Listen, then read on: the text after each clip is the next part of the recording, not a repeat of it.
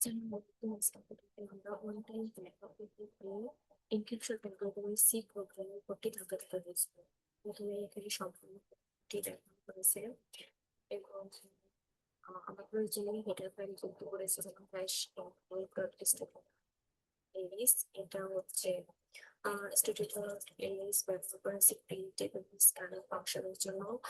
আর string dot case ব্যবহার করা হয়েছে স্ট্রিং সম্পর্কিত ফাংশন যেমন স্টাইল ব্যবহার করার জন্য, যদিও এই কোডে সরাসরি ব্যবহার করা নাও হতে পারে। এরপর আছে মেইন ফাংশন সুইট। প্রতিটি সি প্রোগ্রামিংই মেইন ফাংশন থেকে শুরু করে। তারপরে কিছু ভ্যারিয়েবল ডিক্লারেশন করা হয়েছে যেমন ক্যারেক্টার, প্লেন টেক্সট যার ভ্যালু রাখা হয়েছে 500, কি যার ভ্যালু রাখা হয়েছে 500 এবং সাইফার টেক্সট যার ভ্যালু হচ্ছে 500। কিন্তু যে একটা ফাইল আনটি হচ্ছে লুপের কাজ করবে। তারপর আহ, এখানে এরপর আমরা কয়েকটি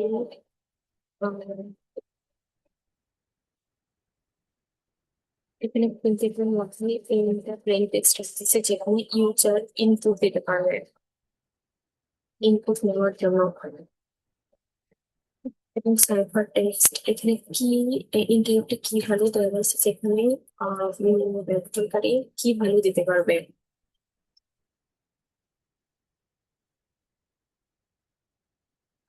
অন টাইম প্যাড অ্যালগরিদমের সবচেয়ে গুরুত্বপূর্ণ শর্ত হলো কি এর দৈর্ঘ্য অবশ্যই প্লেন টেক্সটের সমান হবে। এরপর শুরু হচ্ছে এনক্রিপশন প্রসেস। এখানে একটা ফর লুপ দেওয়া হয়েছে। এই লুপটি প্লেন টেক্সটের প্রতিটি অক্ষরের জন্য একবার করে চলবে যতক্ষণ পর্যন্ত স্ট্রিং এর শেষ স্ল্যাশ জিরো না আসে, ততক্ষণ লুপ চলতে থাকবে। হচ্ছে লুপের ভিতরে এনক্রিপশন ফর্মুলা ব্যবহার করা হয়েছে। এখানে সাইফার টেক্সট এই লাইনটা হচ্ছে এনক্রিপশন এর ফর্মুলা। এই লাইনটা আমরা ধাপে ধাপে একটু বোঝার চেষ্টা করি। Plain text first plain text আর এ এর মাধ্যমে বর্তমান অক্ষরটিকে 0 থেকে 25 এর মধ্যে একটি সংখ্যায় রূপান্তর করা হয়। তারপর হচ্ছে কি আই মাইনাস এ এর মাধ্যমে কি এর অক্ষরটিকেও 0 থেকে 25 এর মাধ্যমে রূপান্তর করা হয়। এরপর এই দুই সংখ্যাকে যোগ করা হয়।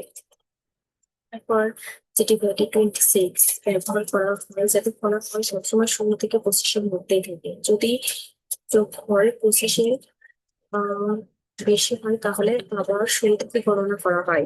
সবশেষে প্লাস এ যোগ করে সংখ্যাটিকে আবার একটি বড় ক্যাপিটাল লেটার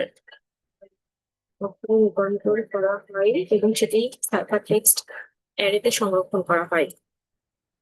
লুপ শেষ হওয়ার পরে স্ট্রিং এর শেষে নাল ক্যারেক্টার বসানো হয়েছে। মানে cipher text I equal to slash zero এর ফলে সাইফার টেক্সট একটি সম্পূর্ণ স্ট্রিং হিসেবে রূপান্তরিত হয়।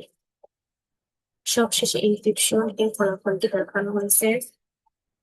আহ, এই লাইনটার মাধ্যমে এখানেই ব্যবহারকারী তার এনক্রিপশন মেসেজ দেখতে পারবেন। এবং রিটার্ন জিরো এর মাধ্যমে প্রোগ্রামটি সফলভাবে শেষ হয়েছে।